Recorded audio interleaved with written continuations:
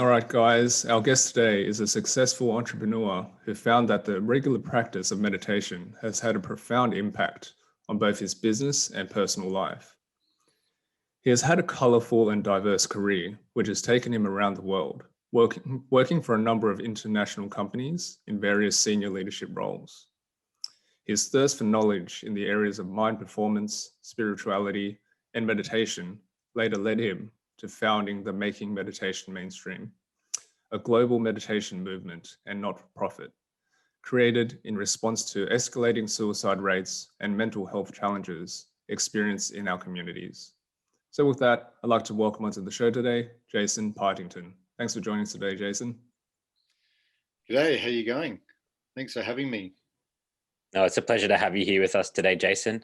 And Les has given us a bit of background on some of the things that you're involved with.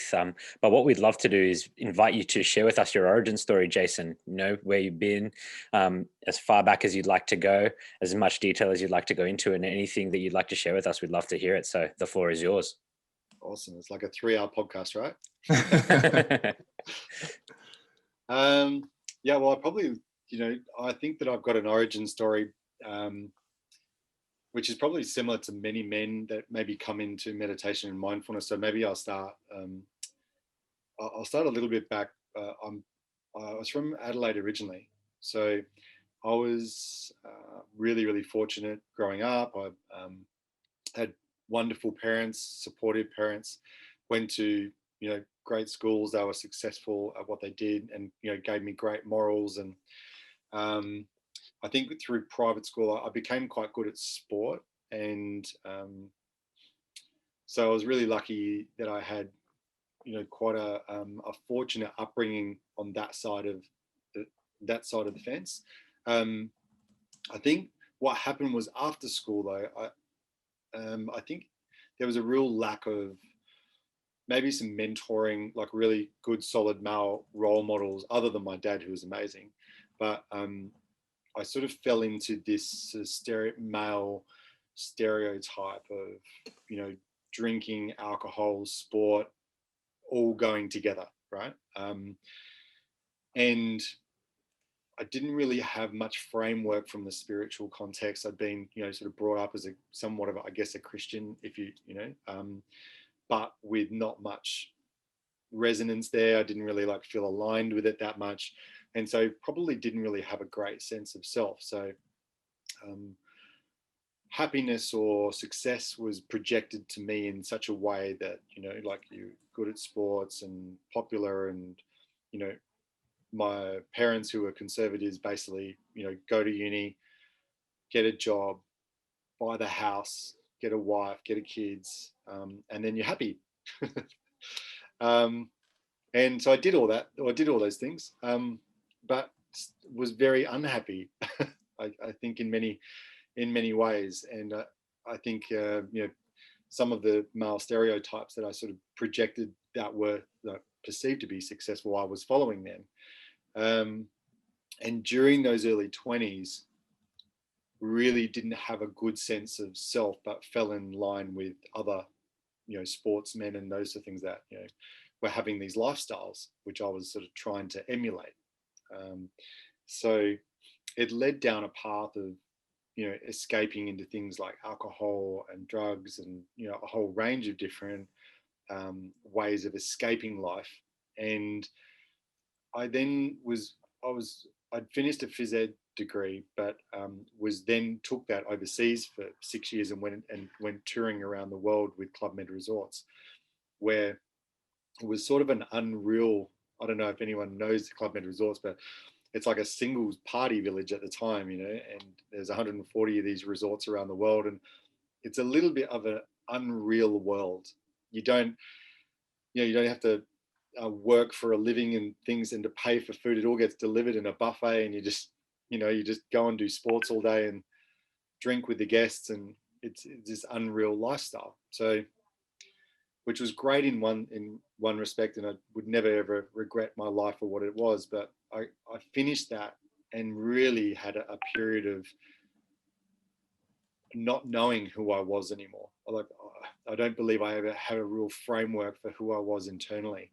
and spent any time inside in sort of introspection, understanding or having any understanding of my spiritual self or my soul or nothing like that. And I think I hit at that point what we considered to be rock bottom. Like, came back to Sydney and was very depressed and like didn't have the answers to any of life's questions. Who am I? Why am I here? What is God? Is there God? Like, why did the earth begin? What happens after death? So I sat there really lost in my world of not knowing who I was, and just a complete list of unanswered questions. So I was very, very fortunate. A friend of mine saw the road I was on and very luckily took me by the hand and said, listen, give me $400. I'm going to take you to this meditation course. You're going to do this meditation course, and then we'll see how you feel at the end of that. And for me, that was the change of my entire world. Like, within that 4 weeks meditation course, I felt a light go on, and it was a glimmer of a light, but it was something that sparked within. And I sensed something. For the first time, I sensed that there was something within me that had been touched through that 4 weeks. And so from that moment forward, I started a journey of this introspect. I wanted to know more and spend more time inside, understanding what that was. And the more I asked questions, the more it was answering for me. And I was finding that sort of inner world of silence and being with my soul and being with my spirit was everything that I needed to know. And so for the remaining sort of 22 years, I've been on a journey of, I guess, like studying different forms of meditation, putting myself into different, ashrams and visiting masters and reading books and studying different styles and types, and really putting myself in a situation to give myself a broad spectrum understanding of the world of meditation and why we do it and the benefits that it can have. And so yeah, and fast forward till now, it's like I've been meditating twice a day for the last 22 years. So and it's probably the greatest thing I own. Yeah, absolutely. Thank you so much for sharing. And so much of that I totally resonate with as well. Being a meditation teacher myself, I think that, what we look for and want to, give to the world is that, light, as you described. That's the thing that we wish that everyone could experience for themselves, and then, follow that to wherever it may lead them. And it's such a beautiful journey as well, introspective journey. And what I want to sort of talk to a little bit more and like sort of highlight, because I really like to talk about people's origins and how they come to where they are today. And you mentioned for yourself, it was a very you said that you had a good upbringing. You were fortunate in that regard, and it wasn't like you had any sort of bad experiences there. And I feel the same way. I also feel the same way, and I feel that I was kind of directed and guided along a similar route, as most of us, in modern society would be. But it's just funny that a lot of the time we will end up at a turning point or at a crossroads where we're, sort of forced to ask ourselves some difficult questions and, face the reality that the road that we've, all been told is the I guess the right road or the best road toward the pursuit of happiness. It simply leads to some sort of dead end in one way or another, right? So I'd love to talk more about that experience for you. Coming to that point for yourself. What was that like, if you can remember, and what were you experiencing at that point? Oh, my first experiences of meditation were unbelievably vivid. Like, I still remember being blown away all the time. Like, I think we come, like how we come into this is really can have a massive difference as to the way that we go into it. So I walked into it quite broken as a human being. I was, I was really fortunate that someone put meditation in front of me, because I think they could have put anything. I keep on saying to people, I was like, I was the perfect guy for a cult. Because if you put anything in front of me at that point in time, I would have grabbed it like with both hands and just gone with it, because I was at a point of complete loss and being at the bottom, and looking for anything.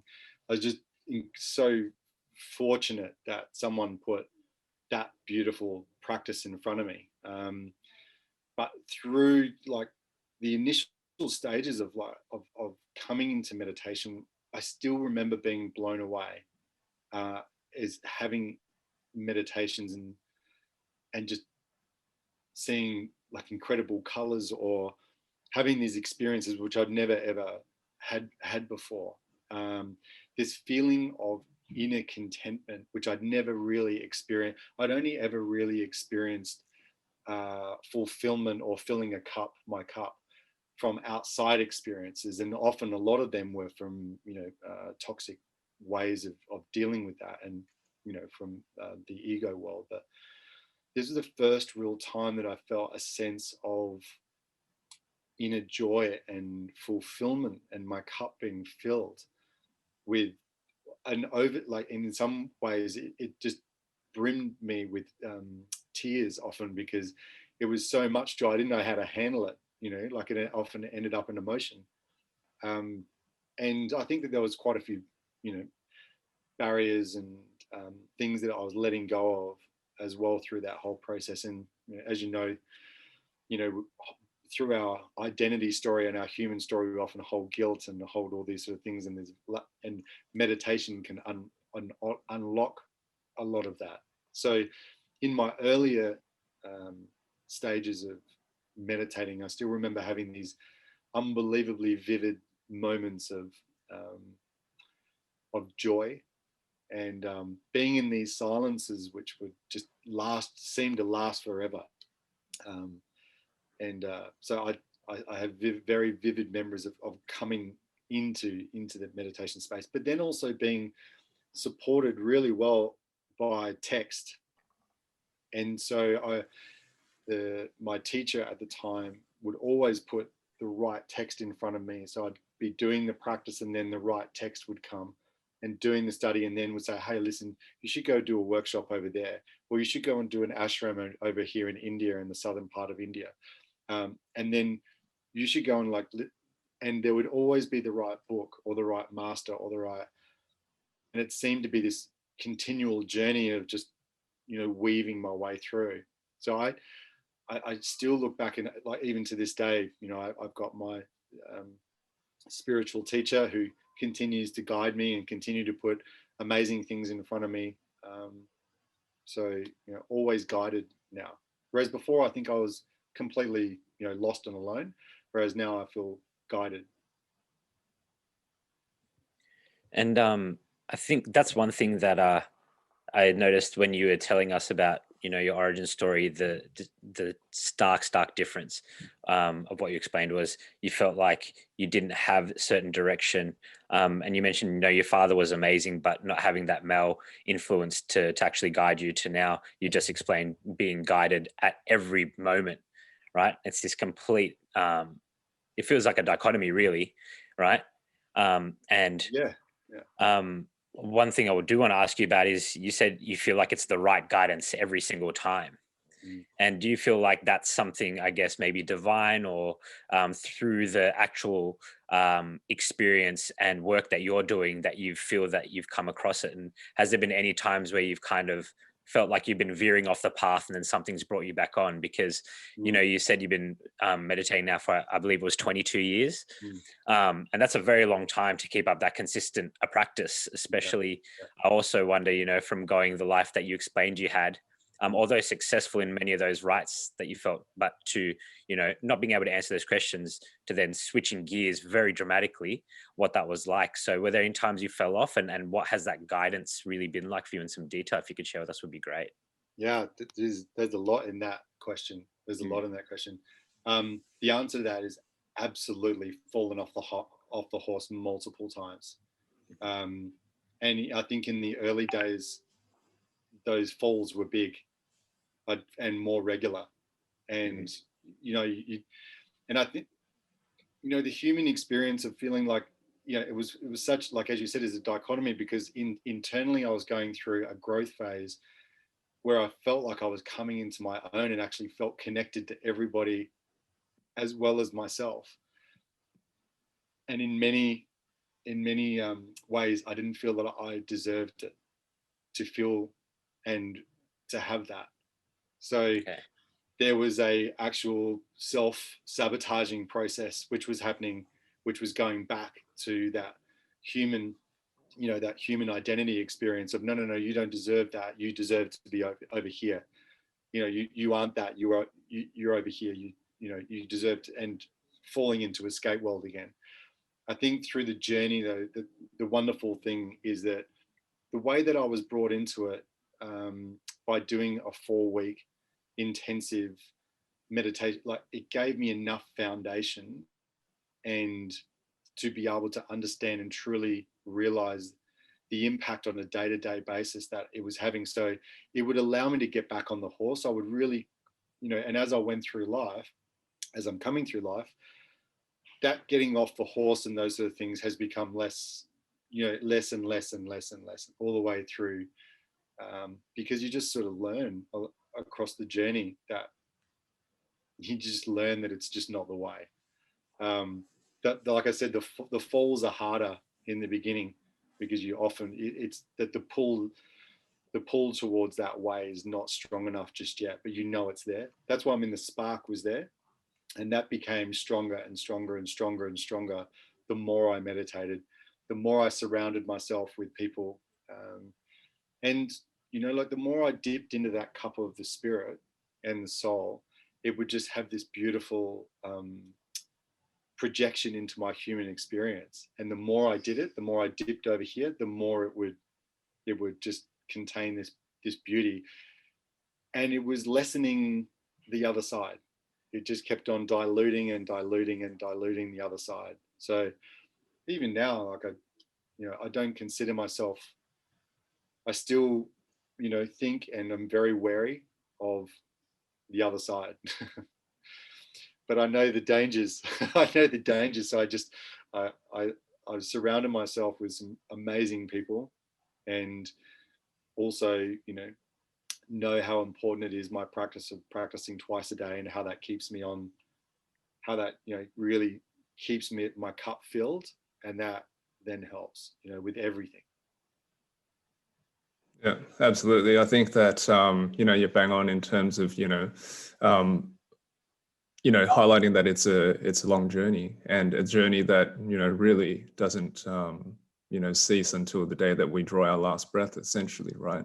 And I think that, it's a nice contrast between your journey and my own, in terms of how we come into, the practice of meditation. You mentioned that you had, the pleasure of having a 4-week intensive to discover the fundamentals. Whereas for myself, I tell this story quite a lot on this show, but I was introduced to meditation on the back of my cancer treatment to support the anxiety and stress that comes with that sort of thing. But it took me probably 18 months of practice on and off from when I started to actually, I guess, feel and discover what it is, for myself at least, what it did for me.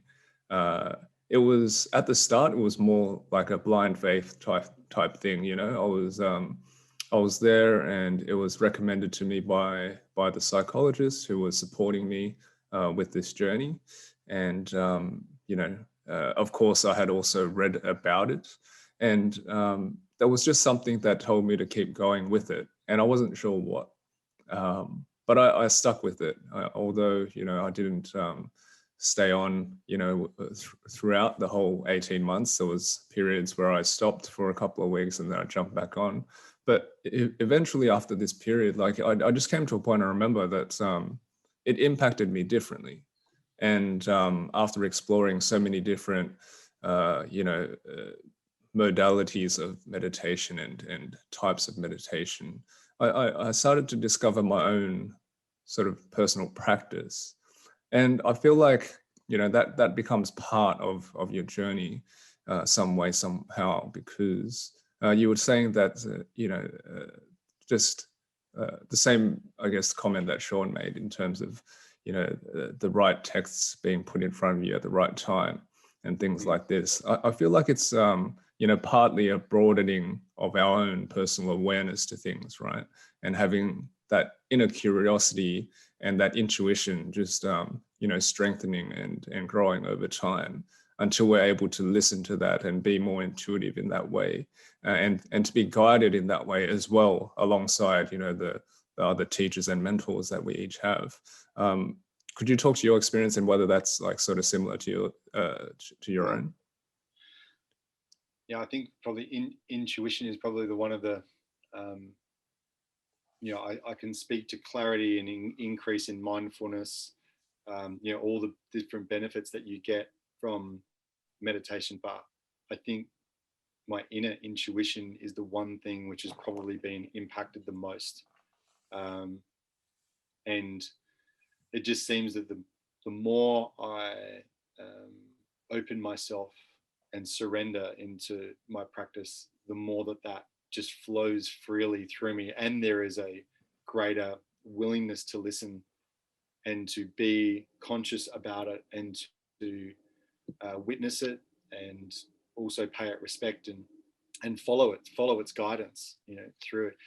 And that, I think, also brings like synchronicity into an energy, like into us. And we seem to, when you're in flow, when the right people appear, the right opportunities appear, things happen easier. And, like it's amazing when I feel like that's happening for me.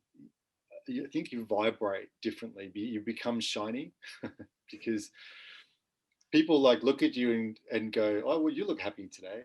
You don't even realize that you're kind of smiling on the outside, and you just don't even realize because you're. I had a great story from last night. We had our meditation, the course that we're doing with men, and we've got about 15 of these guys in a room, and one of them happened to be, he just came back from 10 days of Vipassana. And so he'd only just got back. And so he was in the room with the other sort of 14 guys who were, learning the process. They were in there, I think this is our 4th week. And this guy just sat there, he's so quietly, but everyone was looking at him because he was just energetically just so present.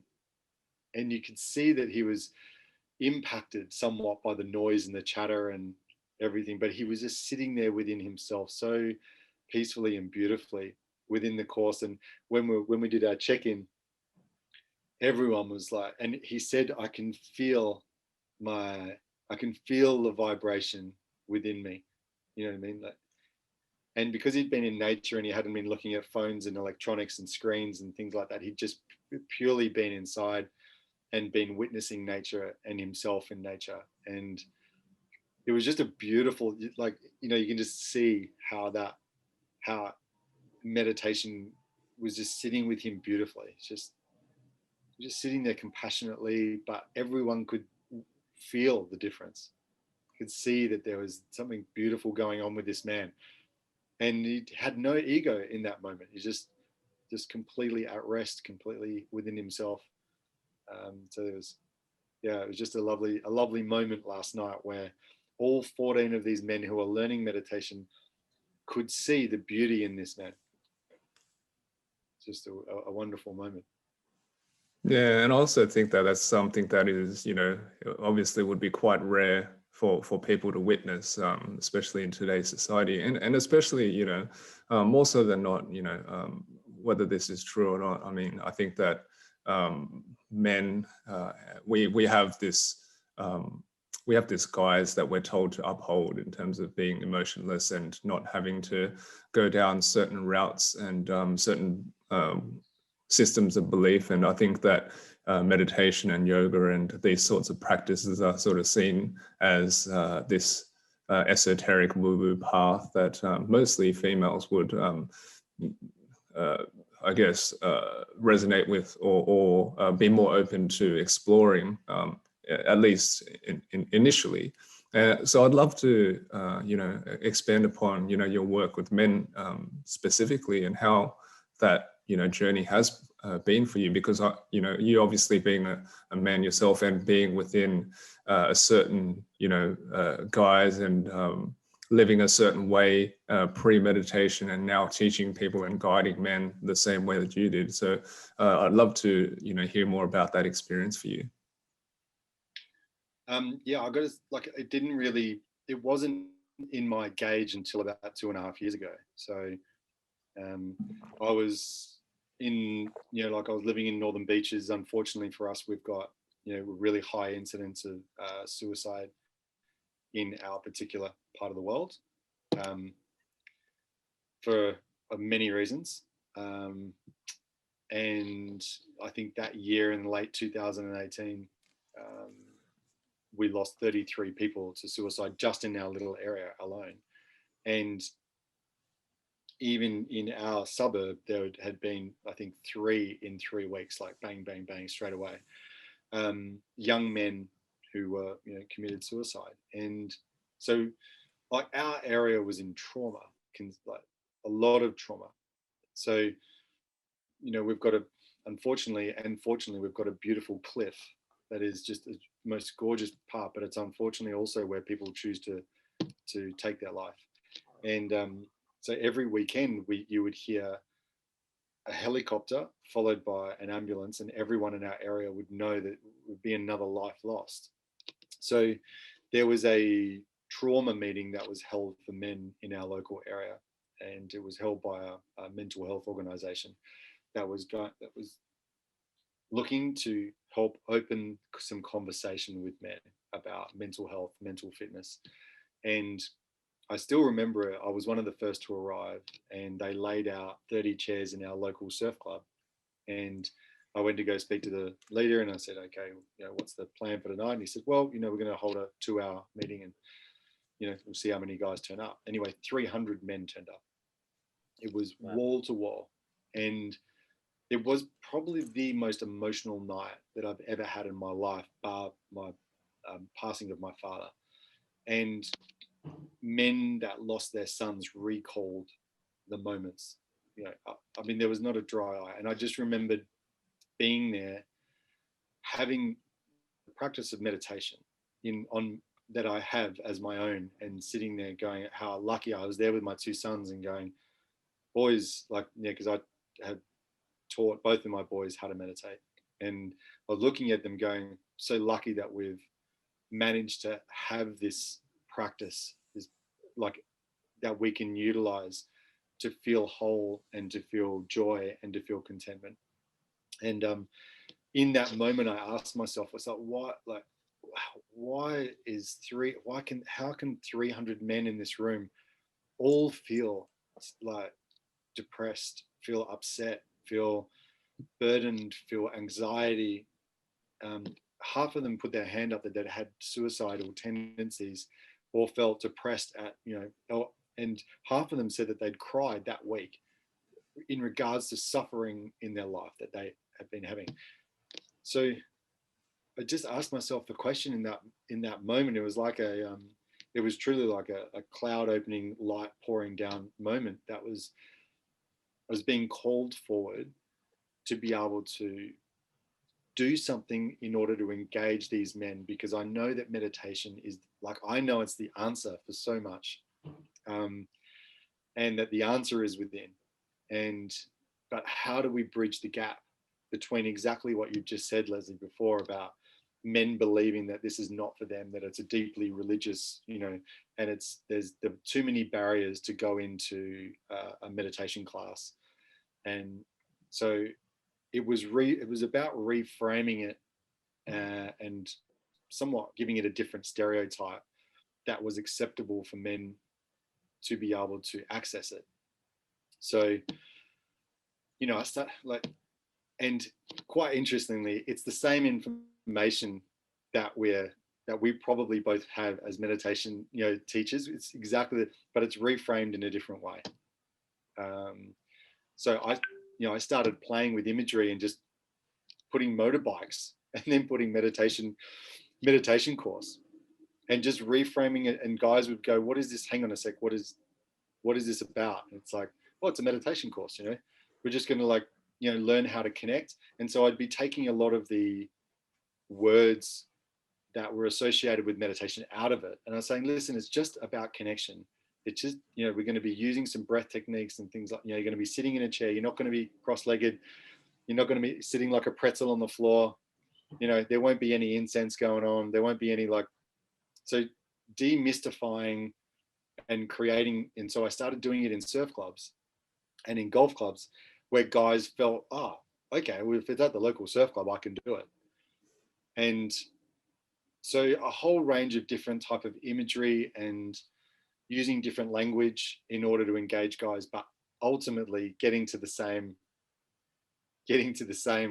path in a way which was just lowering the barriers. And it's been such a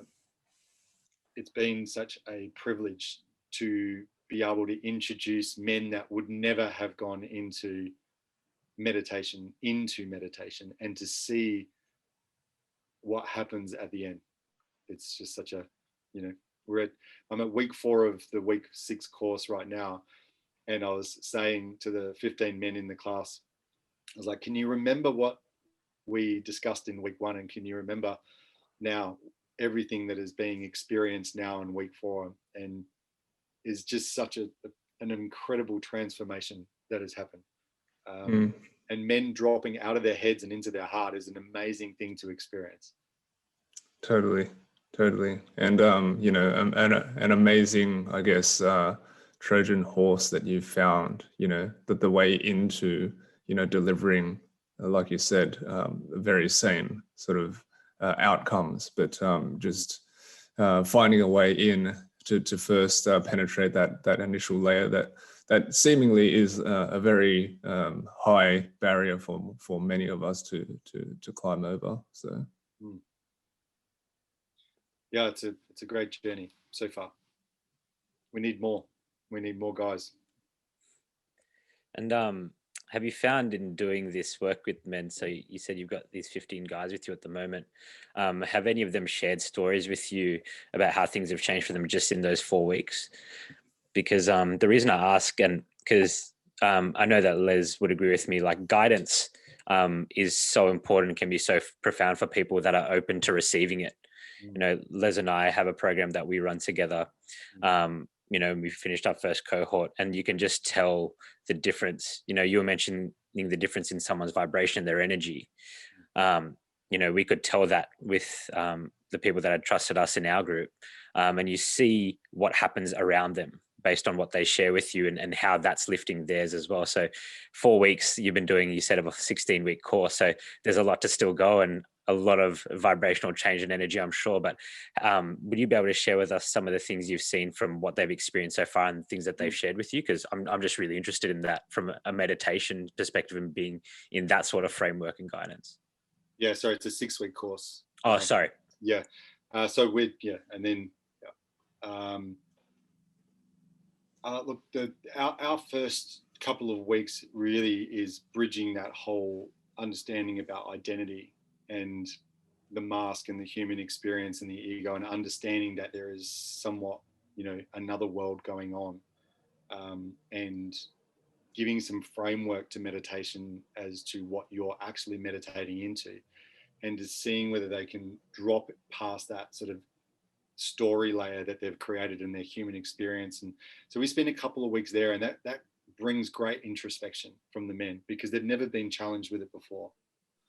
And it's a little bit different because, many of these guys have been, maybe had been exposed to religion in some way, but have either pushed it away and said it was not for me, or, you know what I mean? So it's the first time maybe since they have been teenagers that they've ever really considered, what are my beliefs and what am I, what is life and what is the life essence that lives within me and lives within you, and what is that, what is that, and what is my human experience and what does that look like, and I'm not attached to my human experience, I can drop into my beautiful life essence. And these like little subjects and topics which become introspections together with the meditation have produced some amazing insights. So one of the things which the guys were saying last night were they were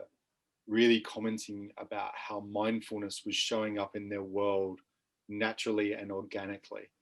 So on week 3, we talked to them a lot about mindfulness and what does that mean, and what is it, how does that show up on your day-to-day world, and then some tools around mindfulness as well, as to recognizing it and seeing it as these beautiful spaces in time, which through meditation get opened up with more recognition and more consciousness, to be able to take breaths into, and to be able to like sink into your spirit a little bit and to choose responses.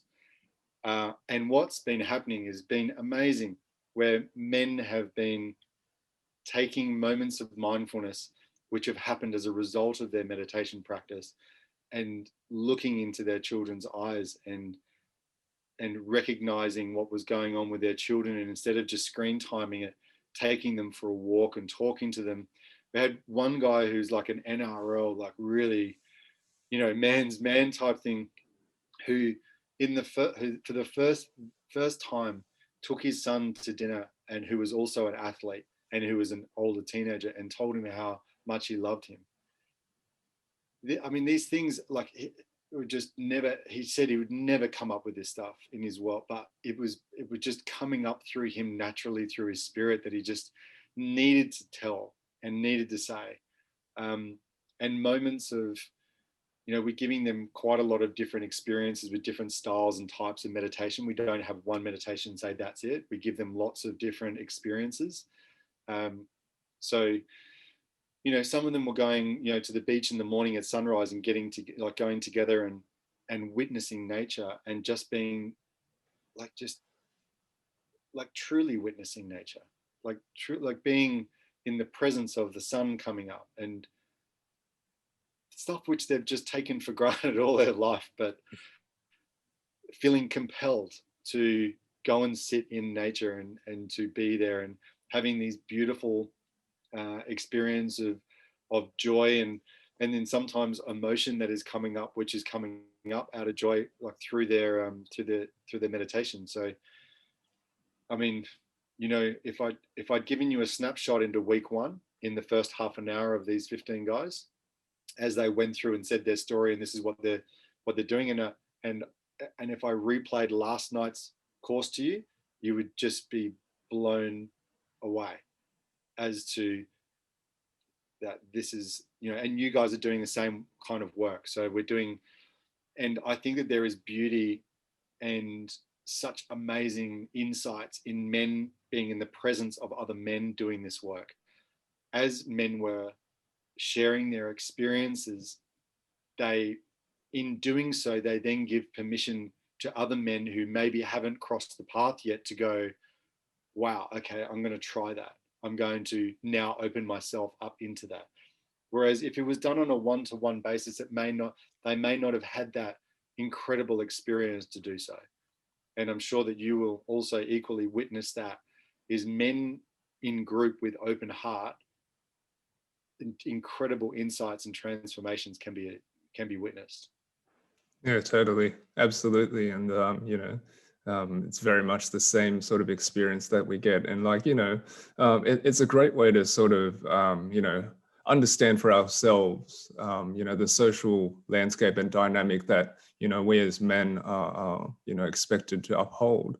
Like you said, the initial phases of us diving into these types of, inquiries is about, understanding for ourselves that there is a mentally created identity that is, separate from the self, and for a lot of people, especially men, and speaking from personal experience, like I would never have questioned that just because it was like questioning everything that I held dear to that point in my life. It was like getting rid of who I believe I was, and that was scary.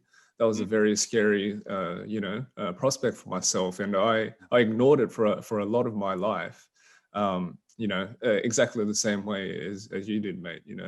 Alcoholism, taking drugs, all these sorts of things, and a lot of men do, right? I think that it's a very common sort of theme. It's we mask that sort of stuff with these sort of substances, and we'll hopefully forget about it for a few hours until we have to face it again the next morning. But it's such a transformational thing, like you said, like, the men that we take through, or, we don't exclusively take men, but our first group was, just men. The difference between, the initial conversations in the first, in the first session to the second even, it was just a recognition that, okay, this is a space that I'm able to be a bit more open and speak from the heart rather than whatever mental stories that I've, created for myself to, uphold this, whatever image that I feel is necessary to exude out into the world.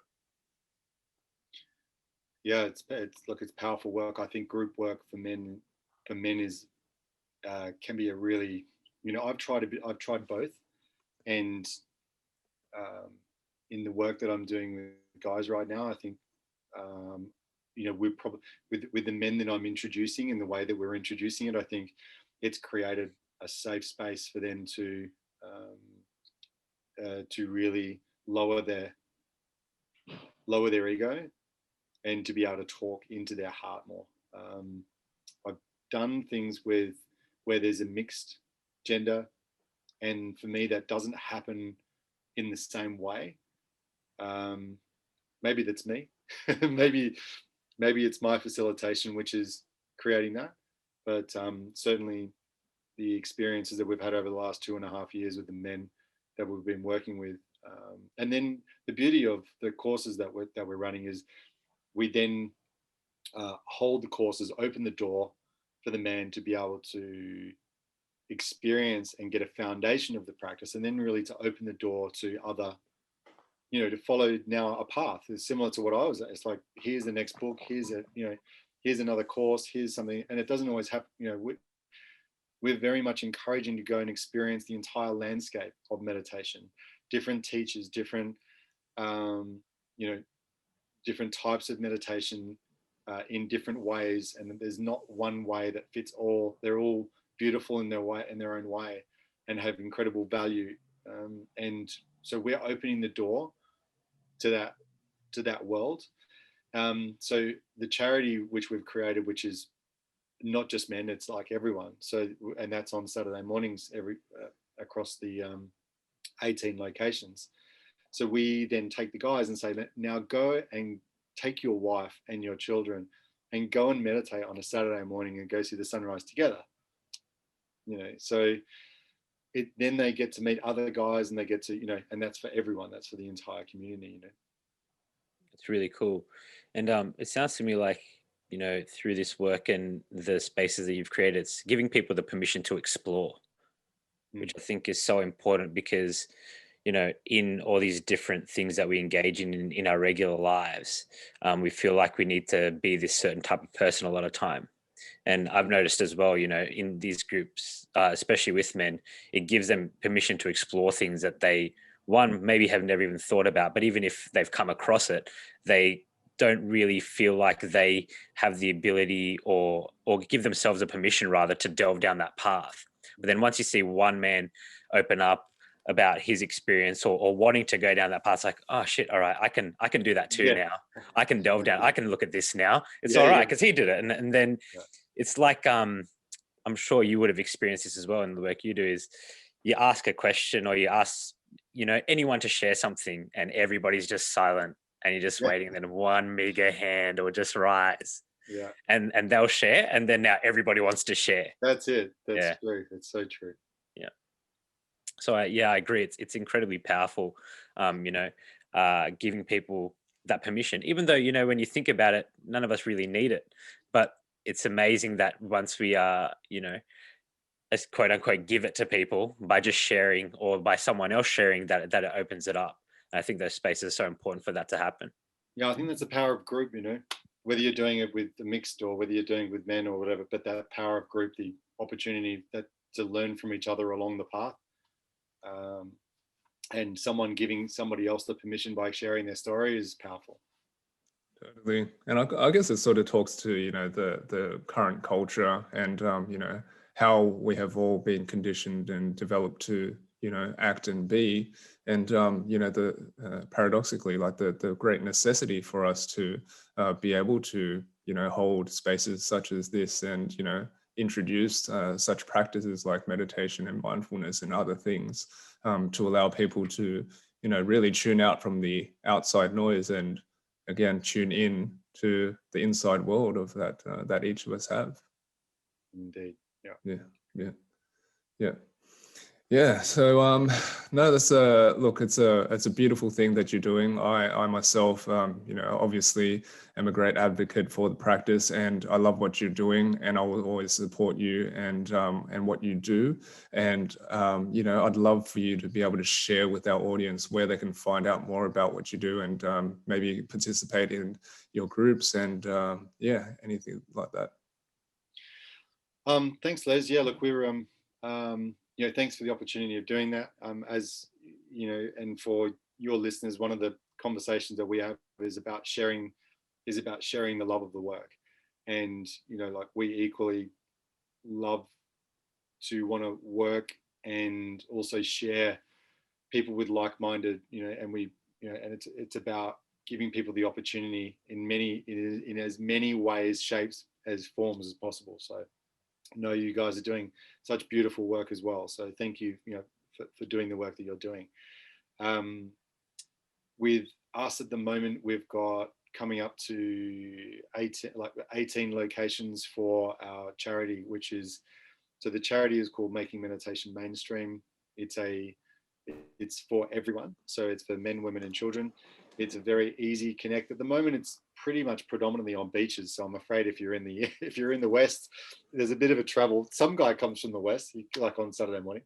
But a lot of them are on the northern beaches and down, Bondi and Cronulla. And there's some up the mid coast, up the north coast, and then up into Queensland. So, but we've got, if you look up Making Meditation Mainstream, on a Saturday morning at 6:30 for sunrise, we hold a half an hour group meditation.